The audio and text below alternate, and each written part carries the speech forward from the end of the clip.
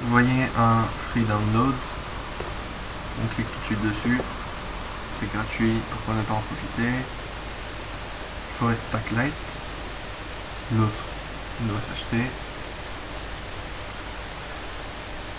Et donc vous avez un truc d'arbre en 3D, pour ceux qui veulent en télécharger, n'hésitez pas, c'est beaucoup plus réaliste, mais ça prend beaucoup plus de temps à faire un rendu. Sachez qu'on va tous galérer jusqu'à la fin, jusqu'au dernier jour pour faire notre projet, et qu'on va oublier de prévoir quelques nuits pour faire les rendus. Donc pensez-y dès maintenant. Et vous avez aussi la version moins difficile, enfin qui prend moins de place et qui est moins dure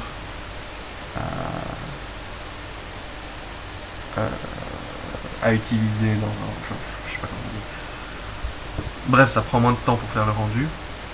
C'est là, vous cliquez sur Download et vous allez avoir un fichier à éventuellement extraire et installer.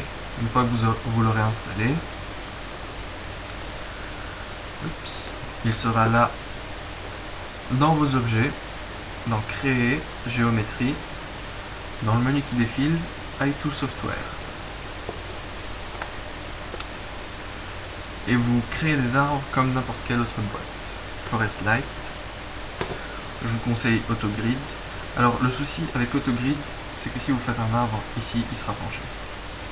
Bien sûr, vous pouvez le redresser, mais vous verrez le problème tout à l'heure. Vous allez dans Custom Edit, parce que l'autre, je crois qu'il est payant. Custom Edit, en fait, ce que c'est que vous créez des arbres partout. Bien sûr là, ils sont hors échelle. Et en fait, ce que vous faites là, ce sont juste des plans. Ce sont des plans sur lesquels on va coller une image d'arbre sur un fond transparent. C'est le même principe comme celui de base, sauf que là tout est fait. Vous n'avez pas à chercher une image d'un arbre, créer un fond, etc. Donc c'est beaucoup plus rapide. Et vous faites tout à la fois. Donc là, vu que je suis hors échelle, c'est des arbres de 2 mètres 3, mais ils ont l'air minuscules. Ah oui, donc je vais vous montrer le problème avec la pente, avec AutoGrid. Voilà, je vais faire quelques arbres comme ça. Ok. Et quelques arbres comme ça.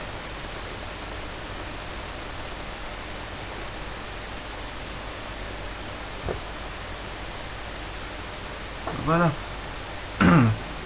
Alors maintenant, c'est juste des plans, comme vous le voyez, difficilement. Voilà, c'est juste des plans. Donc on va aller dans Propriétés, et là vous avez les propriétés de chaque groupe d'arbres. En fait, à chaque fois vous créez des groupes. Donc ce qu'on va faire, c'est qu'on va aller avant tout dans Transform, et on va agrandir ces trucs. Ici on va cliquer sur Enable. On va désactiver ça. Quoique on va l'activer. Vous voyez tout de suite des trucs qui apparaissent. Bizarre. Ok.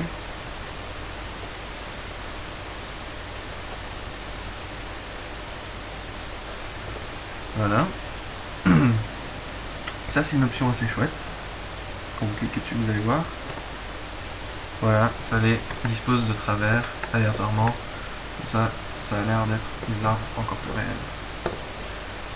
Voilà, mais pour l'instant c'est toujours des plans. Alors, ce qu'on va faire, c'est qu'on va aller dans Géométrie. Et dans Géométrie, vous allez dans Librairie. Librairie, qu'est-ce que ça fait? Ben, ça vous ouvre une bibliothèque assez limitée, vu que c'est la version gratuite. Bien sûr, pour ceux qui ont les sous, vous pouvez acheter la version complète et avoir beaucoup plus d'options et beaucoup plus de trucs, d'images d'arbres. Et donc ce qu'on va faire, c'est qu'on va choisir un arbre.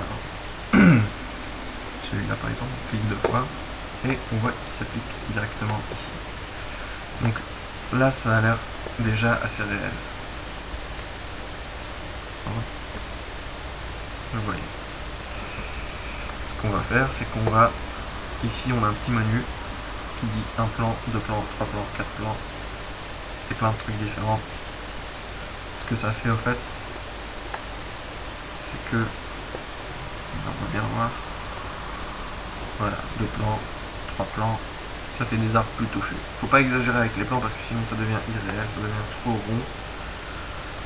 Mais dans la masse comme ça se confond et c'est assez chouette.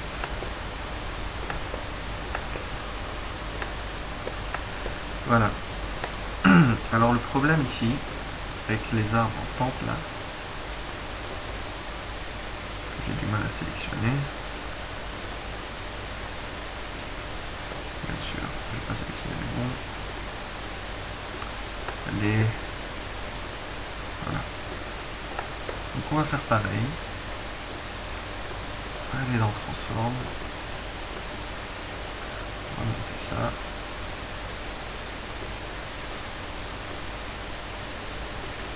Vous jouez avec les paramètres, vous savez un peu comment ça marche. On va aller dans Géométrie. Notre arbre. Dessus deux fois. Deux plans. Le problème c'est ça. D'un côté ils sont en pente, d'un autre côté c'est ça le problème. Bien sûr vous allez me dire il y a moyen de les tourner, ok. Le problème c'est que vous allez tourner tout le groupe d'arbres. C'est-à-dire que c'est ça qui va se passer. Vous allez tourner. Eux ils sont bien là. Mais les autres ils sont en l'air. Et si vous voulez les descendre, là, enfin, les autres ils disparaissent. Vous pouvez pas les séparer. Donc en fait ce qu'il faut faire c'est faire arbre par arbre sur la porte. Ou bien faire des terrains plats et à ce moment là ça se verra pas trop qu'ils sont en pente.